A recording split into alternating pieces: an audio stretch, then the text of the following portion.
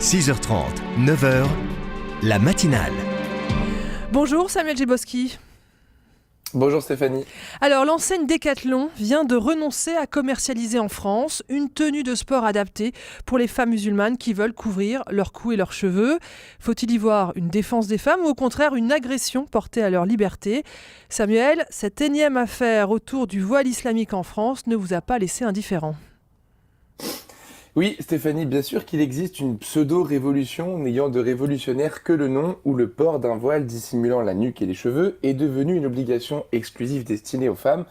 Pourtant, les femmes qui portent un voile dans les sociétés occidentales ne sont confrontées ni aux mollahs iraniens ni à ce même patriarcat.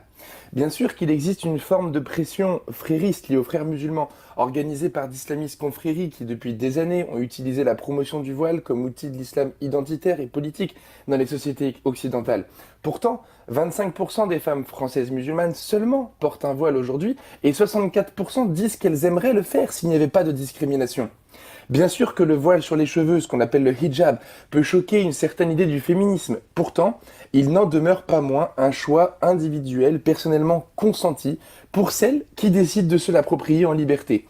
Bien sûr que certains quartiers ont imposé une neutralité viriliste de l'espace public. Pourtant, la domination des hommes sur les femmes n'est pas le fait d'une religion plutôt qu'une autre, mais elle recouvre bien une certaine universalité en rassemblant peuples et cultures autour des inégalités. Bien sûr que certaines femmes se battent pour choisir de ne pas porter le voile.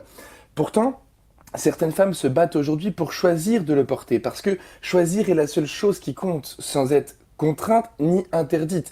Et cette liberté est garantie par les droits humains à l'article 18. Chacune est libre d'avoir une conviction et d'en changer, d'exprimer sa conviction religieuse seule ou en commun, en public ou en privé.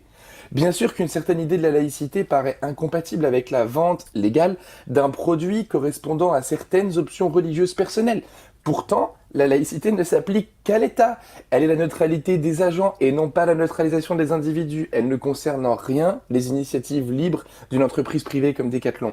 Bien sûr que le hijab fait peur, qu'il choque, perturbe, indispose certaines et certains, mais comme l'homosexualité, le féminisme ou la couleur de peau, ni le racisme, l'homophobie ou le sexisme n'ont un jour échoué en étant combattus par la disparition de ce sur quoi leurs perspectives, leurs peurs se projetaient. Ainsi, la peur de l'islam ne disparaîtra pas plus avec la fin du voile que le racisme n'aurait pu disparaître avec la fin des personnes noires ou que l'homophobie n'aurait pu disparaître avec la fin des personnes homosexuelles. En attendant, des centaines de milliers de femmes ont en France fait le choix libre et indépendant de porter ce voile. En échange de ce choix, pourtant protégées par les droits humains et l'idéal républicain, eh bien pour faire du sport, elles devront attendre demain.